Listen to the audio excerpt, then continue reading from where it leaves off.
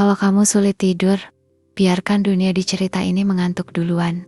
Kamu tidak perlu berlari mengejar kantuk. Kamu hanya perlu ditemani sampai mata merasa lebih berat daripada pikiran. Pernah sadar, semua orang di dunia pulang kerja dengan tempo menurun, seperti malam yang mengatur ritmenya sendiri.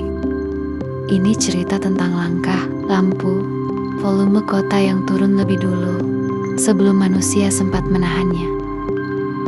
Ada kota mengantuk lebih dulu, bukan padam, hanya meredup, memendek, dan memberi jarak pada cahaya. Kantuk menular lewat lingkungan, bukan drama. Di Jakarta, lampu jalan menyala lebih dulu sebelum gelap benar-benar tiba. Mereka tidak menunggu malam, mereka menyambutnya. Mereka menyala bukan karena gelap memerintah, tapi karena malam butuh tanda bahwa ia sudah boleh datang. Mereka di sini pulang tidak berjalan cepat, tidak juga lambat. Mereka mengikuti irama kota. Mereka pulang dengan pakaian yang terkadang tidak rapi, bukan karena berantakan, tapi karena tidak sedang tampil untuk siapapun lagi. Langit Jakarta pada awal malam selalu punya gradasi jingga yang tipis, lalu ungu, lalu hitam, dan hitam itu tidak pernah seragam. Ia bercampur polusi cahaya, seperti cat air yang terlalu lama direndam. Orang pulang menatap jalan, bukan langit, tapi langit menatap mereka lebih dulu dengan warna yang makin berat di mata. Di Nairobi, matahari tidak turun cepat. Ia merayap, malamnya penuh suara alam, bukan suara mesin, serangga, burung kecil yang tidak terlihat, dedaunan akasia yang tidak punya alasan menjadi hening, tapi tetap hening sebagian. Mereka pulang dengan langkah yang stabil, seperti genderang yang dimainkan oleh banyak tangan. Namun temponya tetap menurun. Bayangan orang-orang pulang lebih dulu tidur daripada pemiliknya. Lampu jalan memakai sensor cahaya, dan ketika gelap cukup penuh, ia padam sendiri, tanpa komando. Itu membuat Nairobi jadi contoh sempurna bagaimana dunia bisa tidur tanpa harus disuruh. Di Kairo, panas siang tidak hilang. Ia turun bertahap seperti napas panjang gurun. Orang-orang pulang tidak berkeringat lagi, tapi udara masih menyimpan memori matahari di dinding bangunan batu. Di Hokkaido, angin dingin malam tidak memekik. Ia menekan frekuensi suara, membuat semuanya terdengar satu nada lebih rendah. Di São Paulo, langkah kaki tidak sinkron, tapi ritmenya sama, melambat. Bahkan jalan yang ramai pun punya detik-detik ketika ia berhenti menuntut perhatian. Di Seoul, sepatu dilepas sebelum pintu benar-benar tertutup. Bukan tradisi yang dipikirkan, hanya kebiasaan tubuh yang tahu hari sudah selesai. Di Delhi, kendaraan tidak diam, tapi nadanya turun, seperti orkestra yang mulai kehabisan energi untuk menjadi orkestra. Di New York tetap bising, tapi bukan bising yang menuntut. Ia hanya bising yang kehabisan alasan untuk merasa penting.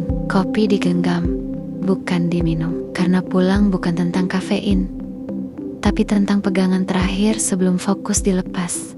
Di London, orang pulang dengan mantel tebal, napas yang tampak di udara dingin, tapi ritmenya sama. Serangga bukan mengejar terang, mereka mengejar panas. Di subway, kereta masih lewat, tapi tidak semua gerbong penuh. Di Manhattan, klakson tetap ada, tapi tidak terasa penting lagi. Di Mexico City, lampu terakhir biasanya dekat terminal bus, karena perjalanan butuh penutup, bukan penerangan. Mereka pulang, tapi terminalnya tidak pernah benar-benar hening ia, hanya kehabisan energi untuk bising. Di Sydney, orang pulang sambil tidak menatap apapun secara langsung. Mereka melihat jarak. Di Berlin, tram terakhir tidak penuh. Ia hanya berat karena mesin tua yang sabar. Kursi kainnya menyerap suara, membuat percakapan tersisa di udara seperti uap yang tidak membentuk kata. Berlin pulang dengan transportasi yang menyerap suara. Tram tidak berbunyi nyaring, kursi kainnya menelan gema. Mereka tidak bicara banyak di perjalanan pulang, bukan karena tidak ramah, tapi karena bahasa mereka menghemat energi untuk pagi. Berlin di awal malam selalu disertai cahaya lampu toko yang rapi. Tapi saat orang lewat, lampu itu terlihat lebih redup meski wattnya sama. Karena redup yang sebenarnya bukan di lampu, tapi di cara mata menerimanya. Di Reykjavik, malam panjang membuat lampu jalan diprogram meredup otomatis, bukan padam. Lampu terakhir menyala 20 jam sehari, bukan untuk melawan gelap, tapi karena gelap sudah jadi default terlalu lama.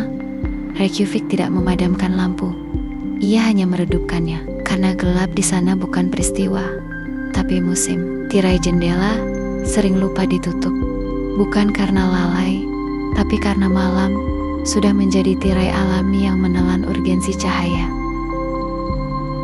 Di Buenos Aires punya ritme kursi, bangku halte, bangku taman, bahkan tepi trotoar semua jadi checkpoint istirahat. Musik dari kafe tidak berhenti, hanya kehilangan urgensinya. Kursi-kursi kafe tetap menghadap trotoar, tapi musiknya menipis. Gelasnya lebih sering diam daripada berdenting. Mereka tetap bicara, hanya tidak lagi mencari punchline. Mereka lebih sering duduk daripada berjalan di perjalanan pulang. Di Tokyo, papan neon tidak mati, hanya menjadi bintang buatan yang makin jauh. Neon-neon besar tidak mati, hanya kehilangan urgensinya untuk memaksa mata menatap. Mesin vending tetap menyala, tapi lampunya tidak pernah putih, melainkan kuning lembut dan hangat, agar mata tidak kembali waspada. Di Patagonia, ia melewati dataran kosong, panjang, dan tanpa komando. Di Alaska, ia menyapu hutan pinus yang gelap, tapi tidak menyeramkan, hanya monoton dan stabil. Di India, lampu dipasang rendah di gang, menciptakan bayangan panjang. Bayangan bukan gelap yang menakutkan, tapi gelap yang memeluk bentuk tubuhmu. Di Maroko, lentera masih menyala, tapi jaraknya makin renggang. Saat malam naik, Maroko memakai jarak antar lentera, bukan untuk menggelapkan, tapi untuk tidak mengganggu mimpi siapapun. Di Finlandia, ada tombol lampu di jalur pedestrian hutan. Orang menekan tombol hanya ketika lewat, dan lampu menyala tepat 12 detik, lalu redup perlahan seperti menguap. Di Cape Horn, mercusuar berdiri, tapi angin adalah penjaganya yang sesungguhnya. Cahaya lampu tetap, tapi angin yang menentukan seberapa jauh ia terasa hangat di mata. Di Manila, kabel listrik saling silang di atas kepala.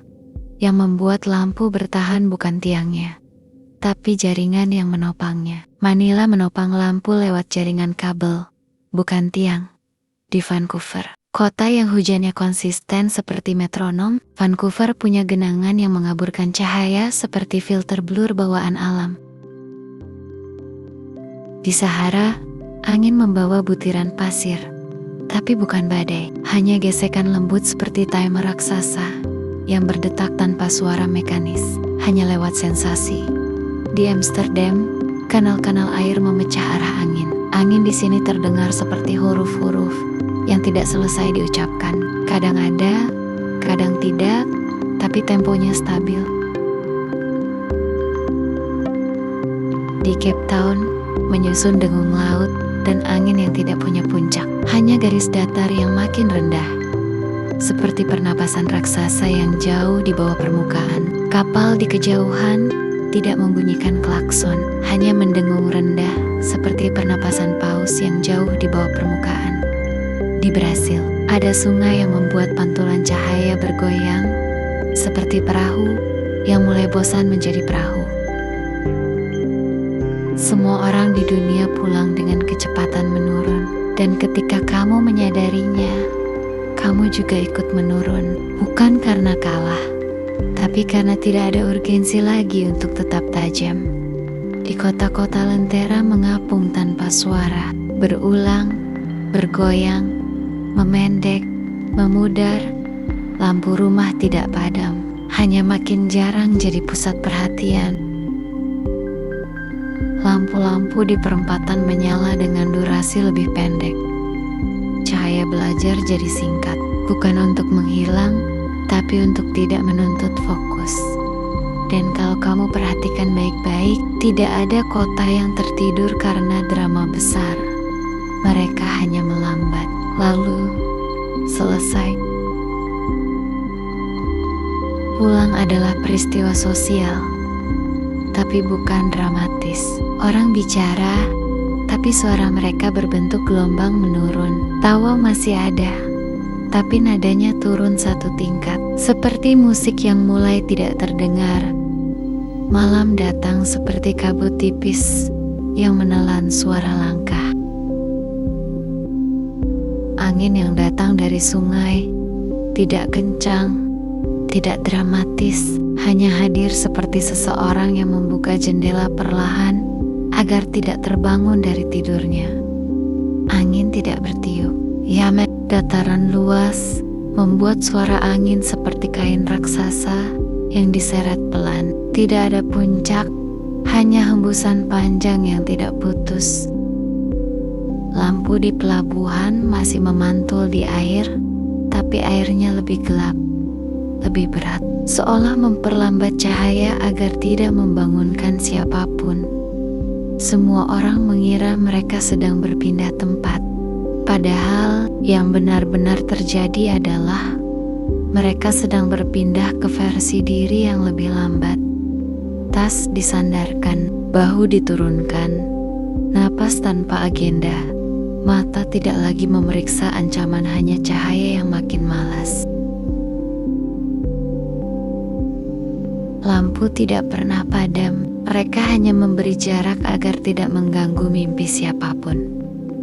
Ada satu lampu di ujung malam yang tetap menyala.